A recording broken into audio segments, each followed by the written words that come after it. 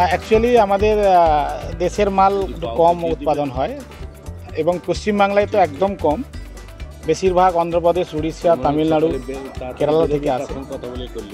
আমাদের পশ্চিমবাংলায় শুধু চন্দ্রকোনা রোড থেকে আমাদের কাজু উৎপন্ন হয়, আর কোনো জায়গায় আমাদের কাজু চাষ হয় না। পুরোটাই ডিপেন্ড আমাদের 11 মাস বলতে গেলে আমাদের সাউথ আফ্রিকার উপরে নির্ভর হয়। আর এবারে আমাদের কাজু কিছু শর্টেজ রয়েছে। পুরো ওয়ার্ল্ডে কাজুর প্রোডাকশান কম হয়েছে, প্রায় 40% প্রোডাকশান কম হয়েছে। সেটা আবহাওয়ার জন্য, ক্লাইমেটের জন্য হয়েছে। এবং কিছু কিছু কান্ট্রি যেরকম আইভরি কোস্ট, বেনিন, ওখানকার যে দেশের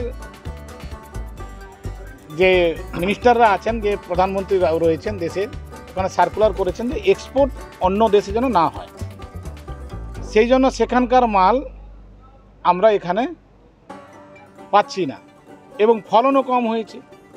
সেজন্য র ক্যাশু অনেক হাই হয়ে গেছে 2 মাসে। আমার 25 বছর এক্সপিরিয়েন্সে এবং যারা কাজু ব্যবসার আরও অনেক পুরনো যারা আছেন, এইভাবে কাজু এত হাই রেট 2 মাসে কেউ ভাবতে পারেননি যে এত 2 মাসে একদম 4 গুণ হয়ে যাবে। যারা কাজু ব্যবসায়ীরা 2-3 বছর লোকসান করেছিলেন, কিছু সরকারি প্রবলেম, কিছু ট্যাক্সের সমস্যা, সব কিছুকে ভুলিয়ে যা মার্কেট গেছে, এবছর কাজু ব্যবসায়ীরা প্রচুর প্রফিটটা পাবে। এটা ভালো দিক। কাজু ব্যবসায়ীদের মনে আনন্দ। এবং আমাদের কনফারেন্সের কাল পরশু সমস্ত আধিকারিকদের নিয়ে মিটিং ডেকেছে।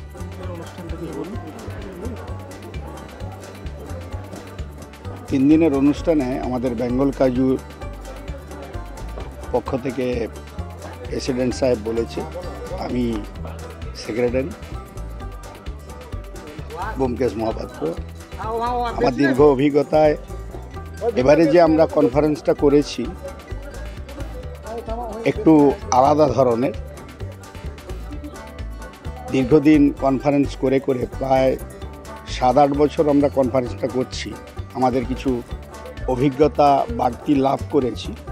এবারে কনফারেন্স অনেক বড়, অনেক মেশিনারি পেয়েছি, অনেক স্পন্সর পেয়েছি এবং আমাদের সদস্য সংখ্যা অনেক বেশি হয়েছে।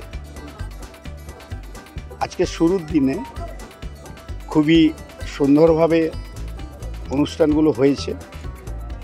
আগামী 2 দিন আমরা সরকারি আধিকারিক, বিভিন্ন ব্যাংকার, এক্সপোর্টার, ইম্পোর্টার, বাইরের রাজ্যের এবং আমার ভারতবর্ষের বাইরে বিভিন্ন ব্যবসায়ীকে নিয়ে আমরা আগামী 2 দিন ব্যবসার শ্রীবৃদ্ধি যেভাবে হয় তার পুঙ্খানুপুঙ্খ